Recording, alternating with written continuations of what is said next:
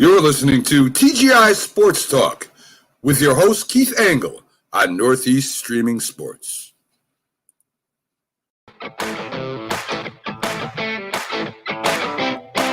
Hey guys, Keith Angle for TGI Sports Talk on right here, on the Northeast Streaming Sports Network. Listen, guys, my vlog this week, I've been very conflicted about the whole NIL and the NCAA.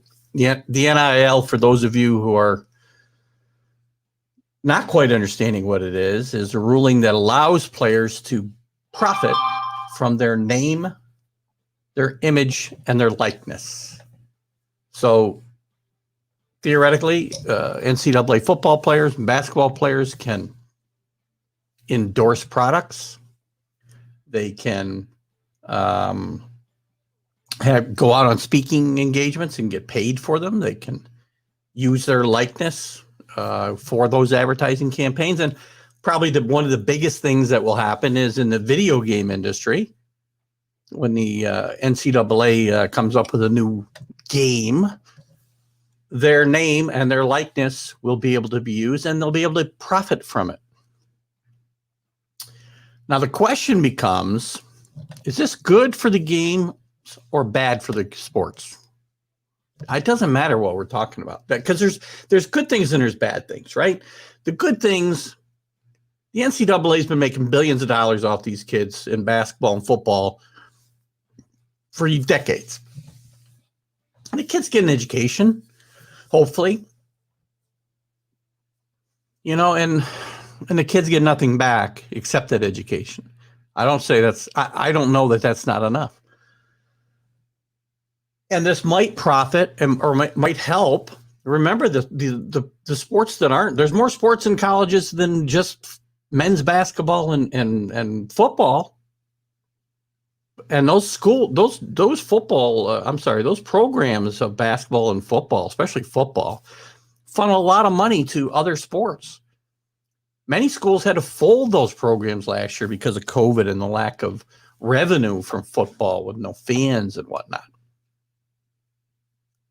So maybe there'll be a benefit to the baseball teams, the softball teams, the swimming teams, the lacrosse teams, both men's and women's, that they'll be able to do some endorsements. But there's a flip side. There's a bad side to this whole thing. And I would love to hear you guys' opinions one way or the other, because I keep flip-flopping. One of the big problems we have right now is this isn't in every state. Every state has not voted this in, and the states that it's not, or the states that it's in, they have an advantage, I guess.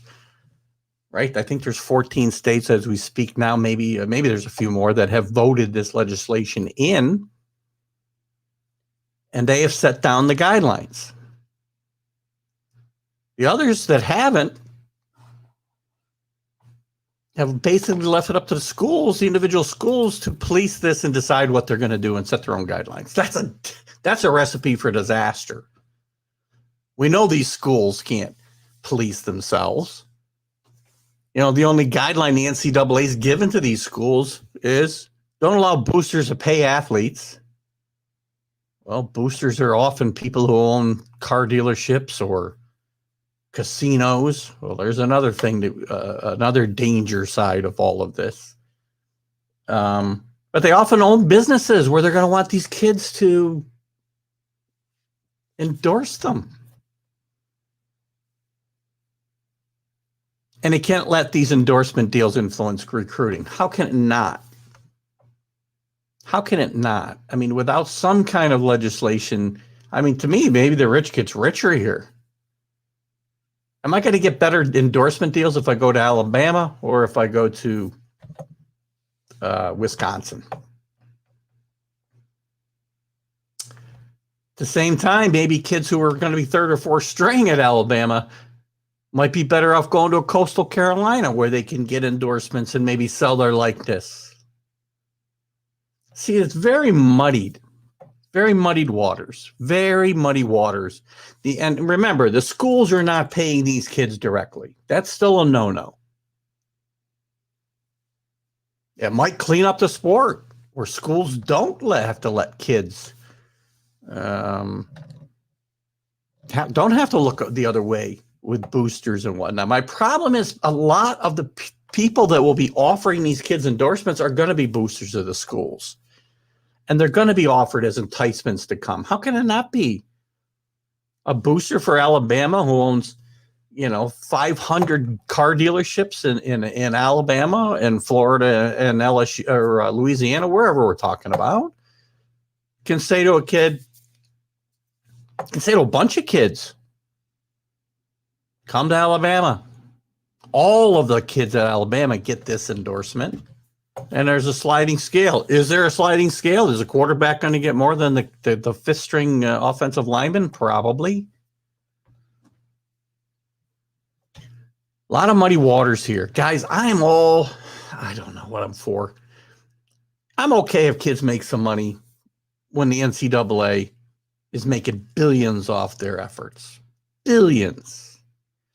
And I'm okay if it benefits some of these lower tier sorry, I don't want to use lower tier sports. They're not football, men's basketball, right? I hope that they can benefit, and maybe some of these sports that have gone away will be able to come back, and the ones that are still here will be stronger because those athletes are able to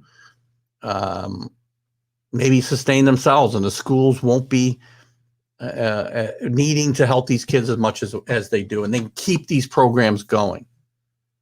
But that doesn't mean, these endorsers can put in money into the programs. It goes into the kids' pockets. So the situation is still ripe for cheating in my mind amongst the type of people that want to do that type of thing. So, again, I usually come on here with pretty strong opinions during my vlogs, and I'm having trouble with this because I see some good, but I see a lot of potential bad. If this works out where you can level the playing field a bit, because, again, remember, the Alabamas, the Clemsons, the Georgias, the Oklahomas, these schools have kids that are on their third string squads that could be starting in many, many, many other programs. And maybe it brings up the Coastal Carolinas and it brings up the Liberty Universities, two great stories from last year. And it levels a playing field a little bit for those schools because those kids can make money off their name, their image, and their likeness. They can get out on the speaking engagement tour and make money.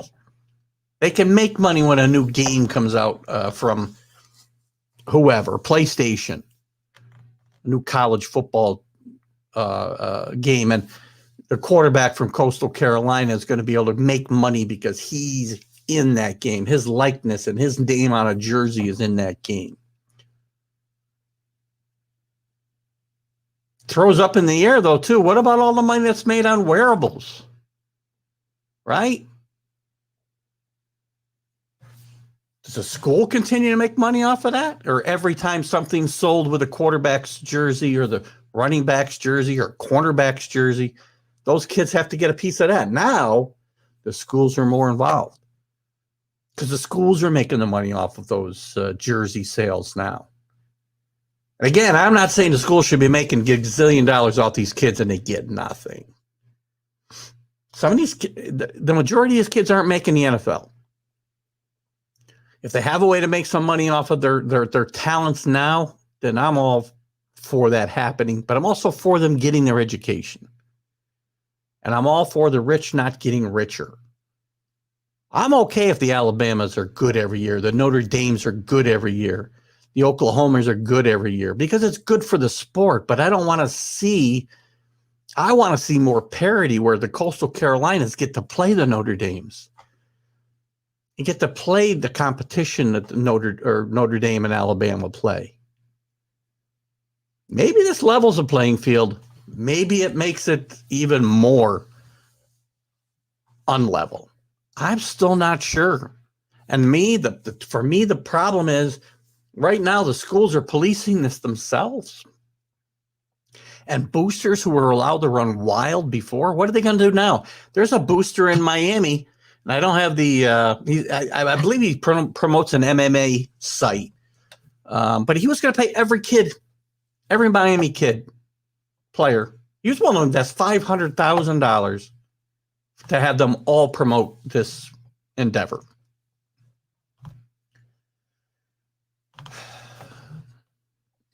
He's a booster. Boosters are not supposed to be offering kids endorsements, but kids are legally allowed to take endorsements. You see where the gray area comes in? I'm not sure what to do, guys. I don't know if this is good, bad, or indifferent. But again, I'm hoping that once the dust clears here, and it's probably going to be ugly for a few years. There's going to be probably some bad stories that come out of this. But I'm really hoping that the ruling is going to allow other sports to benefit off of the backs, or not have to get the hand-me-downs from the football and the basketball earnings, right? They'll be able to find a way to fund themselves. But again, this ruling is about the players, not the programs. I'd like to get your opinion, guys. Reach out to me. Comment on this video. Is the NIL decision good or bad for NCAA sports? And remember, we're not just talking about Division I football or Division I men's basketball. We're talking about everything you can think of, from the biggest school in the country, let's just say Alabama, to the lowest rung school in Division III or NIIA football or basketball or women's sports, archery. It affects everything. So we're going to see what happens here, guys. And I really hope that when the dust clears, things aren't crazy. And by the way, Reggie Bush, you're not getting your Heisman back. This ruling is put into effect today. It's not going to be retroactive to 2005 when you were accused of selling your likeness, and that's why you had to give back your Heisman. Different story, topic for another day. Guys, give me your opinions. Are you for this? You think this is good for college sports? You think this is bad for college sports? I'm going to have more of an opinion as we go along. Keith Engel for TGI Sports Talk on the Northeast Streaming Sports Network. I am out of here. Have a great day. You can see right now, without LeBron, Lakers are struggling.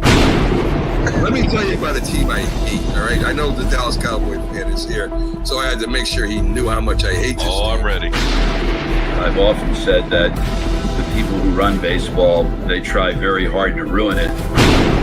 I'm from Brooklyn. I don't have a problem saying it to his face. Oh, I'm from Brooklyn. Hey, you guys any